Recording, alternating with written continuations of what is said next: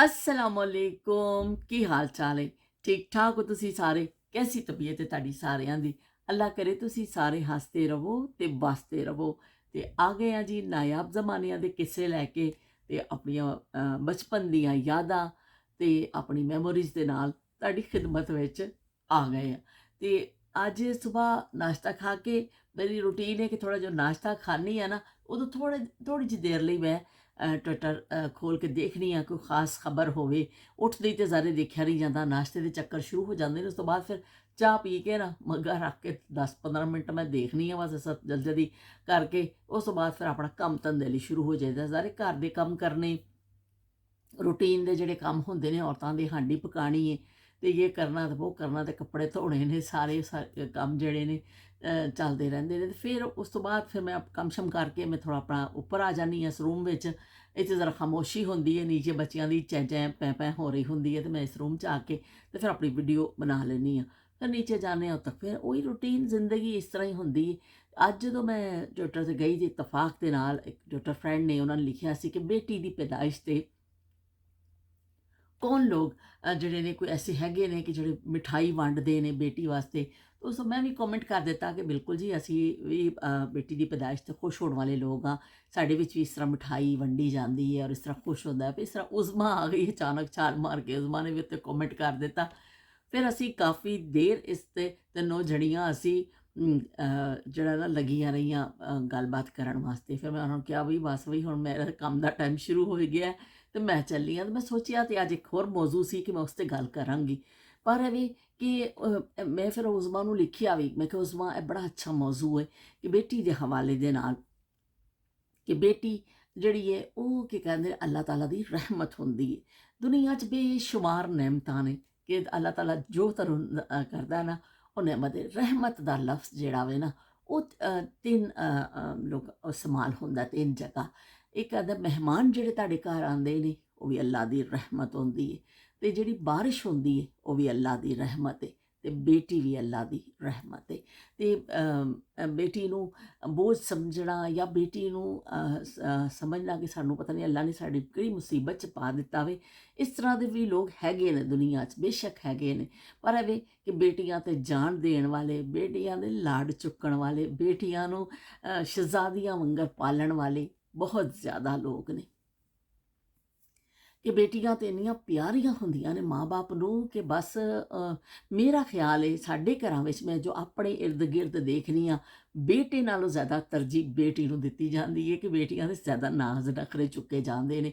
ਮੇਰੀ ਛੋਟੀ ਸਿਸਟਰ ਨੇ, ਮੇਰੇ ਤੋਂ ਛੋਟੀ, ਜਿਹੜੇ ਉਹਨਾਂ ਦੀ 3 ਬੇਟੀਆਂ ਨੇ ਤੇ 1 ਬੇਟਾ ਵੇ, ਤੇ ਉਹਨਾਂ ਦੇ ਘਰ 'ਚ ਬੇਟੀਆਂ ਦੇ ਜ਼ਿਆਦਾ ਨਖਰੇ ਚੁੱਕੇ ਜਾਂਦੇ। ਬਾਜ਼ ਦਫਾ ਮੈਂ ਫਿਰ ਬੇਟੇ ਦੀ ਤਰਫਦਾਰੀ ਕਰਨੀ ਆ, ਮੈਂ ਕਹਿੰਦੀ ਕੀ ਤੁਸੀਂ ਕੁੜੀਆਂ ਦੇ ਹਰ ਵੇਲੇ ਨਖਰੇ ਚੁੱਕੀ ਜਾਂਦੇ ਹੋ, ਇਸ ਮੁੰਡੇ ਵੱਲ ਵੀ ਥੋੜ੍ਹਾ ਜਿਹਾ ਧਿਆਨ ਦੇਵੋ। ਮਤਲਬ ਉਹਦੀ ਗੱਲ ਨੂੰ ਵੀ ਸੁਣੋ ਜਾਂ ਉਹਨੂੰ ਨਾਲ ਨਾਸ ਤੇ ਨਖਰੇ ਉਠਾਓ ਉਹਦੇ ਵੀ, ਕਿ ਤੁਸੀਂ ਕੁੜੀਆਂ ਨੂੰ ਵੀ ਬਹੁਤਾ ਕਰਦੇ ਹੋ। ਮਤਲਬ ਬੇਟੀ ਨੂੰ ਇੰਨਾ ਇਸ ਹੱਦ ਤੱਕ ਸਾਡੇ 'ਤੇ ਪਿਆਰ ਕੀਤਾ ਜਾਂਦਾ ਕਿ ਬੇਟੇ ਨੂੰ ਸ਼ਾਇਦ ਥੋੜ੍ਹਾ ਜਿਹਾ ਪਿੱਛੇ ਕਰ ਦਿੱਤਾ ਜਾਂਦਾ ਵੇ।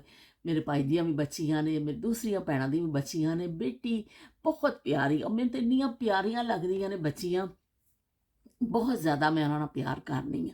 ਮੇਰੀ ਆਪਣੀ ਕੋਈ ਬੇਟੀ ਨਹੀਂ ਹੈ, ਇਤਫਾਕ ਦੇ ਨਾਲ ਮੈਨੂੰ ਬੜੀ ਖੁਆਇਸ਼ ਸੀ ਕਿ ਅੱਲਾਹ ਤਾਲਾ ਮੈਨੂੰ ਵੀ ਬੇਟੀ ਦੇਵੇ, ਪਰ ਅੱਲਾਹ ਤਾਲਾ ਦੇ ਸ਼ੁਕਰ ਅਲਹਮਦੁਲਿਲਾ ਕਿ ਅੱਲਾਹ ਤਾਲਾ ਨੇ ਜੋ ਦੇਵੇ। ਫਿਰ ਇਹ ਵੀ ਵਿੱਚ ਸਾਡੀ ਮੌਜੂ ਦੇ ਵਿੱਚ ਆਇਆ ਕਿ ਬੇਟਾ ਵੀ ਹੁਣ ਵੀ ਲੋਕ ਬੜੇ ਖੁਸ਼ ਹੁੰਦੇ ਨੇ। ਬੇਸ਼ੱਕ ਜੀ ਬੇਟਾ ਜੋ ਵੀ ਅੱਲਾਹ ਦੇਵੇ, ਅੱਲਾਹ ਤੁਹਾਨੂੰ ਕੁਛ ਦਿੰਦਾ ਹੀ ਹੈ, ਤੁਹਾਡੇ ਕੋਲੋਂ ਕੁਛ ਲੈ ਨਹੀਂ ਰਿਹਾ। ਬੇਟਾ ਦੇਵੇ ਜਾਂ ਬੇਟੀ ਦੇਵੇ, ਉਹਦਾ ਸ਼ੁਕਰ ਅਦਾ ਕਰਨਾ ਚਾਹੀਦਾ। ਖੁਆਇਸ਼ ਹੁੰਦੀ ਹੈ, ਬਾਜ਼ ਲੋਕਾਂ ਦੇ ਬੇਟੇ ਹੁੰਦੇ ਨੇ ਤੇ ਉਹਨਾਂ ਨੂੰ ਬੇਟੀ ਦੀ ਖੁਆਇਸ਼ ਹੁੰਦੀ ਹੈ, ਤੇ ਬਾਜ਼ ਲੋਕਾਂ ਦੀ ਬੇਟੀਆਂ ਹੁੰਦੀਆਂ ਨੇ ਬੇਟੇ ਦੀ ਖੁਆਇਸ਼ ਹੁੰਦੀ। ਖੁਆਇਸ਼ ਰੱਖਣਾ ਉਹ ਗਲਤ ਨਹੀਂ ਹੈ। ਅੱਲਾਹ ਤਾਲਾ ਕੋ ਤੁਸੀਂ ਮੰਗਦੇ ਰਹੋ, ਫਿਰ ਜੋ ਅੱਲਾਹ ਤੁਹਾਨੂੰ ਦਵੇ ਉਹਦਾ ਸ਼ੁਕਰ ਅਦਾ ਕਰੋ ਕਿ ਵੀ ਠੀਕ ਹੈ, ਅੱਲਾਹ ਤਾਲਾ ਨੇ ਸਾਡੇ ਵਾਸਤੇ ਜੋ ਬਿਹਤਰ ਸੀ ਸਾਨੂੰ ਅਤਾ ਕਰ ਦਿੱਤਾ। ਤੇ ਇਸ ਤਰ੍ਹਾਂ ਫਿਰ ਮੈਂ ਉਜ਼ਮਾ ਨੂੰ ਵੀ ਲਿਖਿਆ, ਮੈਂ ਕਿਹਾ ਉਜ਼ਮਾ ਕਿ ਕਹਿੰਦੇ ਨੇ ਬੇਟੀਆਂ ਤਾਂ ਜ਼ਿਆਦਾ ਪਿਆਰੀਆਂ ਹੁੰਦੀਆਂ ਨੇ। ਫਿਰ ਉਜ਼ਮਾ ਨੇ ਵੀ ਆਪਣੀ ਬੇਟੀਆਂ ਦਾ ਦੱਸਿਆ। ਫਿਰ ਮੇਰੇ ਸਾਡੇ ਫਰੈਂਡ ਜਿਹੜੇ ਨੇ ਉਹਨਾਂ ਨੇ ਵੀ ਆਪਣੀ ਬੇਟੀਆਂ ਦੇ ਮੁਤਾਲਿਕ ਦੱਸਿਆ ਕਿ ਪੜ੍ਹਨਾ ਚਾਹੁੰਦੀਆਂ ਨੇ ਤੇ ਬੱਚੀਆਂ ਨੂੰ ਮੇਰੇ ਹਸਬੈਂਡ ਕਹਿੰਦੇ ਨੇ ਅਸੀਂ ਪੜ੍ਹਾਉਣਾ ਹੈ ਤਾਂ ਬੜੀ ਅੱਛੀ ਗੱਲ ਹੈ। ਅਗਰ ਬੱਚੀ ਦਾ ਜ਼ੇਨ ਹੈ ਕਿ ਪੜ੍ਹਨਾ ਚਾਹੁੰਦੀ ਹੈ ਬਸ, ਕਿਉਂਕਿ ਬਸ ਘਰਾਂ 'ਚ ਜ਼ਬਰਦਸਤੀ ਵੀ ਕੀਤਾ ਜਾਂਦਾ ਨਾ ਕਿ ਬੱਚੇ ਦਾ ਦਿਲ ਨਹੀਂ ਹੈ ਔਰ ਉਹਨੂੰ ਜ਼ਬਰਦਸਤੀ ਪੜ੍ਹਾਇਆ ਜਾਂਦਾ ਹੈ। ਅਗਰ ਬੱਚੀ ਪੜ੍ਹਨਾ ਚਾਹੁੰਦੀ ਹੈ, ਕਿਸੇ ਫੀਲਡ 'ਚ ਨਿਕਲਣਾ ਚਾਹੁੰਦੀ ਹੈ, ਤੇ ਜ਼ਰੂਰ ਉਹਦੀ ਸਮਝੋ ਮਾਂ ਬਾਪ ਨੂੰ ਪੜ੍ਹਾਉਣਾ ਚਾਹੀਦਾ ਵੇ। ਉਸਮਾ ਨੇ ਆਪਣੀ ਬੇਟੀ ਦਾ ਦੱਸਿਆ ਕਿ ਵੀ ਮੈਂ ਆਪਣੀ ਬੇਟੀ ਨੂੰ ਐਸਾ ਪੜ੍ਹਾਇਆ ਤੇ ਹੁਣ ਬੈਂਕ ਵਿੱਚ ਲੱਗੇ ਹੋਏ ਨੇ ਤੇ ਬਹੁਤ ਉਸਮਾ ਮੈਨੂੰ ਬੜੀ ਖੁਸ਼ੀ ਹੋਈ ਸੁਣ ਕੇ। ਤੇ ਇਸ ਤਰ੍ਹਾਂ ਥੋੜ੍ਹਾ ਬਚਪਨ ਵਿੱਚ ਅਸੀਂ ਚਲੇ ਜਾਈਏ ਪਿੱਛੇ ਤਰਬੀਅਤ ਦੇ ਹਵਾਲੇ ਨਾਲ, ਫਿਰ ਜਿੱਥੇ ਗੱਲ ਆਈ ਤੇ ਉੱਥੇ ਫਿਰ ਮੈਂ ਫਿਰ ਇਹੀ ਉਸਮਾ ਨੂੰ ਕਿਹਾ ਕਿ ਉਸਮਾ ਨੇ ਕਿਹਾ ਕਿ ਸਾਡੀ ਅੰਮੀ ਤੇ ਕਹਿੰਦੇ ਸਨ ਕਿ ਘਰ ਦੇ ਕੰਮ ਕਾਜ ਸਿੱਖੋ, ਅਗਲੇ ਘਰ ਜਾਣਾ ਵੇ ਤੁਸੀਂ। ਤੇ ਵਾਕਈ ਮਾਂ-ਬਾਪ ਜਿੰਨਾ ਬੇਟੀਆਂ ਨੂੰ ਪਾਲਦੇ ਨੇ ਪਿਆਰ ਨਾਲ, ਮੁਹੱਬਤ ਦੇ ਨਾਲ, ਪਹਿਲਾ ਧੱਕਾ ਜਿਹੜਾ ਤਕਦੀਰ ਉਹਨਾਂ ਨੂੰ ਮਾਰਦੀ ਹੈ ਨਾ, ਉਹ ਇੱਥੋਂ ਹੀ ਪੈਂਦਾ ਵੇ ਕਿ ਉਹ ਜਦੋਂ ਦੂਸਰੇ ਘਰ ਜਾਂਦੀਆਂ ਨੇ। ਫਿਰ ਅਗਰ ਉਹ ਕਦਰਦਾਨ ਲੋਕ ਮਿਲ ਜਾਂਦੇ ਨੇ ਤੇ ਉਹ ਫਿਰ ਤੇ ਬਈ ਸਮਝੋ ਫਿਰ ਜ਼ਿੰਦਗੀ ਤੁਹਾਡੀ ਅੱਛੀ ਗੁਜ਼ਰ ਗਈ ਨਾ। ਅਗਰ ਕਦਰਦਾਨ ਲੋਕ ਨਹੀਂ ਮਿਲਦੇ ਤੇ ਫਿਰ ਉਹ ਬੇਟੀ ਦੇ ਨਸੀਬ ਦਾ ਜਿਹੜਾ ਧੱਕਾ ਉਹਨੂੰ ਲੱਗ ਜਾਂਦਾ ਵੇ ਨਾ, ਉਹ ਮੁੜ ਨਹੀਂ ਸਕਦਾ। ਫਿਰ ਉਹ ਬਸ ਫਿਰ ਉਹ ਇੱਕ ਤਕਲੀਫ ਦੇ ਦੌਰ ਸ਼ੁਰੂ ਹੋ ਜਾਂਦਾ ਵੇ, ਉਸ ਬੱਚੀ ਵਾਸਤੇ ਵੀ, ਉਹਦੇ ਪੈਰੈਂਟਸ ਵਾਸਤੇ ਵੀ। ਇਹਨਾਂ ਚੀਜ਼ਾਂ ਤੋਂ ਡਰ ਲੱਗਦਾ ਹੈ।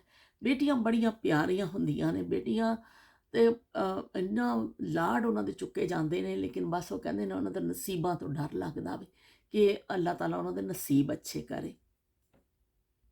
ਤੇ ਤਰਬੀਅਤ ਦੇ ਹਵਾਲੇ ਨਾਲ ਜਦੋਂ ਗੱਲ ਆਈ ਤੇ ਉਸ ਮਾਂ ਨੇ ਵੀ ਇਹੀ ਕਿਹਾ ਕਿ ਸਾਡੀ ਵਾਲਦਾ ਸਾਡੇ ਤੇ ਬਲਕਿ ਸਖਤੀ ਕਰਦੇ ਸਨ ਥੋੜ੍ਹੀ ਕਿ ਤੁਸੀਂ ਇਹ ਸਿੱਖੋ, ਇਹ ਕਰੋ, ਉਹ ਕਰੋ। ਸਾਡੇ ਵਾਲਿਦ ਜਿਹੜੇ ਸਨ ਸਾਡੇ, ਉਹ ਕਹਿੰਦੇ ਸਨ ਨਾ ਇਹਨਾਂ ਨੂੰ ਕੁਛ ਨਾ ਕਿਹਾ ਇਹਨੂੰ ਕੁਛ ਨਾ ਕਿਹਾ ਕਰ, ਕਿ ਕਹਿੰਦੇ ਨੇ ਬੱਚੀ ਹੈ, ਕੋਈ ਗੱਲ ਨਹੀਂ, ਸਿੱਖ ਜਾਏਗੀ ਇਸ ਤਰ੍ਹਾਂ।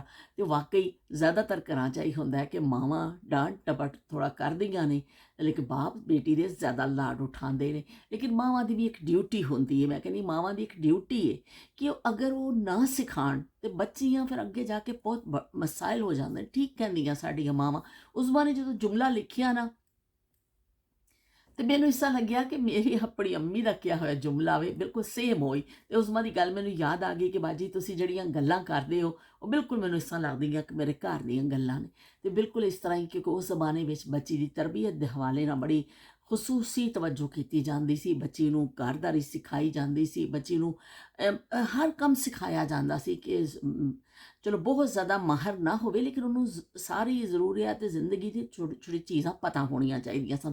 ਤਾਂ ਮਾਵਾਂ ਦੀ ਡਿਊਟੀ ਹੁੰਦੀ ਸੀ ਕਿ ਸਾਡੀ ਅੰਮੀ ਵੀ ਸਾਨੂੰ ਹਰ ਵਕਤ, ਸਾਡੀ ਅੰਮੀ ਡਾਂਟਦੇ ਸਨ ਕੰਮ ਦੇ ਉੱਪਰੋਂ ਕਿ ਇਹ ਕੰਮ ਸਿੱਖੋ, ਇਸ ਤਰ੍ਹਾਂ ਕਰਨਾ ਹੈ, ਮੰਜੀ ਕਿਸ ਤਰ੍ਹਾਂ ਠੀਕ ਕਰਨੀ, ਚਾਦਰ ਕਿਸ ਤਰ੍ਹਾਂ ਤੈਅ ਕਰਨੀ। ਅਗਰ ਅਸੀਂ ਕਦੀ ਚਾਦਰ ਫੋੜ ਪੰਚ ਐਸਾ ਤੈਅ ਕਰ ਦੇਣੀ, ਸਾਡੀ ਮਾਂ ਨੇ ਗੁੱਸੇ ਹੋਣਾ। ਸਾਡੀ ਮਾਂ ਨੇ ਕਹਿਣਾ ਹੈ ਕਿਸ ਤਰ੍ਹਾਂ ਤੁਸੀਂ ਖੋਲ੍ਹੋ ਉਹਨੂੰ, ਦੁਬਾਰਾ ਤੈਅ ਕਰੋ, ਕੋਨੇ ਨਾਲ ਕੋਨਾ ਮਿਲਾਓ ਅਤੇ ਸਿੱਧੀ ਸਵਾਰੀ ਕਰਕੇ ਰੱਖੋ। ਚਾਦਰ ਮੰਜੀ ਦੀ ਸਹੀ ਕਰਨਾ ਸਿਖਾਈ, ਕਿ ਲਸਣ ਪਿਆਜ਼ ਛਿੱਲਣਾ ਸਿਖਾਇਆ, ਆਟਾ ਗੁੰਨਣਾ ਸਾਡੀ ਮਾਂ ਨੇ ਸਿਖਾਇਆ। ਸਾਡੀ ਮਾਂ ਨੇ ਸਾਨੂੰ ਕਿ ਬਰਤਨ ਕਿਸ ਤਰ੍ਹਾਂ ਰੱਖੀਦਾ, ਫਲਾਂਗ ਚੀਜ਼ ਕਿਸ ਤਰ੍ਹਾਂ ਕਰੀਦੀ, ਇਹ ਕਿਸ ਤਰ੍ਹਾਂ ਕਰੀਦਾ, ਪੇਟੀ 'ਚ ਬਿਸਤਰੇ ਕਿਸ ਤਰ੍ਹਾਂ ਰੱਖੀਦੇ ਨੇ। ਹਰ ਚੀਜ਼ ਮਾਵਾਂ ਨਾਲੋਂ ਨਾਲ ਬੱਚੀਆਂ ਨੂੰ ਸਿਖਾਉਂਦੀਆਂ ਜਾਂਦੀਆਂ।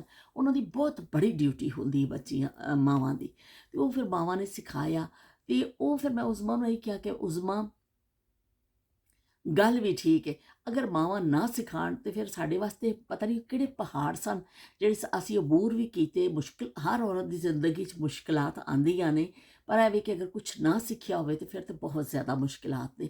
ਉਹ ਸਿੱਖੇ ਸਿਖਾਏ ਜਦੋਂ ਤੁਸੀਂ ਜਾਂਦੇ ਹੋ ਫਿਰ ਵੀ ਤੁਹਾਨੂੰ ਬਹੁਤ ਮੁਸ਼ਕਿਲਾਤ ਆਉਂਦੀਆਂ ਨੇ। ਅਤੇ ਉਹ ਫਿਰ ਇਸ ਤਰ੍ਹਾਂ ਜਦੋਂ ਬੱਚੀ ਅਗਲੇ ਘਰ 'ਚ ਜਾਂਦੀ ਹੈ ਫਿਰ ਉਹਨੂੰ ਹਾਲੇ ਕੋਈ ਹਰ ਚੀਜ਼ 'ਚੋਂ ਮਾਹਰ ਨਹੀਂ ਹੁੰਦੀ ਹੈ, ਪਰ ਫਿਰ ਵੀ ਚਲੋ ਸਿੱਖਦੀ ਜਾਂਦੀ ਹੈ। ਲੇਕਿਨ ਕੁਛ ਬੇਸਿਕ ਚੀਜ਼ਾਂ ਤਾਂ ਪਤਾ ਹੋਣ ਨਾ ਕਿ ਵੀ ਇਸ ਤਰ੍ਹਾਂ ਕਰਨਾ, ਇਸ ਤਰ੍ਹਾਂ ਕਰਨਾ, ਕੱਖ ਕੰਡਾ ਨਾ ਆਵੇ ਤੇ ਇਹ ਵੀ ਕੋਈ ਕਾਮਯਾਬੀ ਨਹੀਂ ਜ਼ਿੰਦਗੀ ਦੀ। ਇਸ ਤੋਂ ਬੱਚੀਆਂ ਬੇਸ਼ੱਕ ਪੜ੍ਹਨ, ਮੈਂ ਇੰਨੀ ਖੁਸ਼ ਹੁੰਦੀ ਹਾਂ ਬੱਚੀਆਂ ਪੜ੍ਹਨ ਅੱਛੀ ਮੇਰੀਆਂ ਭਾਣਜੀਆਂ ਨੇ, ਯਕੀਨ ਮੰਨੋ ਭਤੀਜੀਆਂ ਨੇ, ਮੈਂ ਕਹਿੰਦੀ ਹਾਂ ਕਿ ਤੁਸੀਂ ਪੜ੍ਹੋ, ਅੱਛੀ ਫੀਲਡ ਵਿੱਚ ਜਾਓ। ਅਸੀਂ ਜੋ ਨਹੀਂ ਕਰ ਸਕੇ ਉਹ ਤੁਸੀਂ ਕਰੋ, ਕਿ ਸਾਡੀਆਂ ਤਾਂ ਕੁਛ ਖੁਆਇਸ਼ਾਂ ਦਿਲ ਵਿੱਚ ਹੀ ਰਹਿ ਗਈਆਂ। ਅਤੇ ਮੈਂ ਸ਼ਾਇਦ ਇਹ ਗੱਲ ਲੰਬੀ ਹੋ ਜਾਏ ਮੇਰੀ, ਫਿਰ ਮੈਂ ਦੋ ਹਿੱਸਿਆਂ 'ਚ ਲਾ ਦੇਵਾਂਗੀ ਕਿਉਂਕਿ ਮੈਂ ਬੋਲਣ 'ਤੇ ਆ ਗਈ ਹਾਂ ਨਾ, ਤਾਂ ਬਸ ਭਈਆ ਮਸ਼ੀਨ ਚੱਲ ਪਈ ਹੈ ਮੇਰੀ ਅਤੇ ਹੁਣ ਇਹ ਜਿਹੜਾ ਤਾਂ ਬ੍ਰੇਕਾਂ ਲੱਗਣੀਆਂ ਅਤੇ ਉਹ ਮੁਸ਼ਕਿਲ ਨੇ। ਬਸ ਕਰੋ ਜੀ ਬਸ ਕਰੋ, ਇੱਥੇ ਹੀ ਡੱਕਾ ਲਾ ਦਿਓ, ਸੈਰ ਬਥੇਰੀ ਹੋ ਗਈ, ਮੈਨੂੰ ਮੰਜਾ ਜ਼ਰਾ ਵਿਛਾ ਦਿਓ। ਤੇ ਬਸ ਨਹੀਂ ਹੁਣ ਹੋ ਸਕਦਾ, ਹੁਣ ਬਸ ਗੱਡੀ ਟੁਰ ਪਈ ਹੈ ਐਸਾ ਜਿਹੜੀ ਨਾ ਖੈਬਰ ਮੇਲ ਚੱਲ ਪਈ ਹੈ ਅਤੇ ਹੁਣ ਜ਼ਰਾ ਕਿ ਆਰਾਮ ਨਾਲ ਹੀ ਰੁਕਾਂਗੀ ਮੈਂ। ਅਤੇ ਬੱਚੀ ਦੀ ਤਰਬੀਅਤ ਦੇ ਹਵਾਲੇ ਦੇ ਨਾਲ ਜਿਹੜੀਆਂ ਗੱਲਾਂ ਨੇ ਨਾ, ਉਹ ਵਾਕਈ ਬਿਲਕੁਲ ਬਹੁਤ ਜ਼ਰੂਰੀ ਨੇ। ਮੈਂ ਬੱਚੀਆਂ ਨੂੰ ਇਹੀ ਕਹਿੰਦੀ ਹਾਂ ਕਿ ਤੁਸੀਂ ਪੜ੍ਹੋ, ਤੁਸੀਂ ਲਿਖੋ, ਜੋ ਦੁਨੀਆ 'ਚ ਤੁਸੀਂ ਮਤਲਬ ਕਰਨਾ ਚਾਹੁੰਦੇ ਹੋ, ਕੋਈ ਬੱਚੀ ਡਾਕਟਰ ਬਣਨਾ ਚਾਹੁੰਦੀ ਹੈ, ਕੋਈ ਕੁਛ ਬਣਨਾ ਚਾਹੁੰਦੀ ਹੈ, ਕੁਛ ਹੋਰ, ਕੋਈ ਬੈਂਕਰ ਬਣਨਾ ਚਾਹੁੰਦੀ ਹੈ, ਕੋਈ ਪੇਂਟਿੰਗ ਕਰਨਾ, ਜੋ ਵੀ ਕਰਨਾ ਚਾਹੁੰਦੇ, ਪਰ ਇਸ ਦਾ ਥੋੜ੍ਹਾ ਬਹੁਤ ਘਰਦਾਰੀ ਜ਼ਰੂਰ ਸਿੱਖੋ। ਇਸ ਤੋਂ ਕਿ ਤੁਸੀਂ ਆਖਰ ਤਾਂ ਅੱਗੇ ਜ਼ਿੰਦਗੀ ਗੁਜ਼ਾਰਨੀ ਹੈ ਨਾ। ਅਗਰ ਤੁਸੀਂ ਫਿਰ ਉਹ ਨਹੀਂ ਸਿੱਖੋਗੇ ਤਾਂ ਬਹੁਤ ਮੁਸ਼ਕਿਲਾਤ ਹੋ ਜਾਣਗੀਆਂ। ਇਸ ਤੋਂ ਮੇਰਾ ਮਸ਼ਵਰਾ ਹੈ ਇਹ ਮਾਵਾਂ ਨੂੰ ਵੀ, ਅਗਰ ਕੋਈ ਮੇਰੀ ਗੱਲ ਸੁਣਦਾ ਹੋਵੇ, ਕਿ ਆਪਣੀ ਬੱਚੀਆਂ ਨੂੰ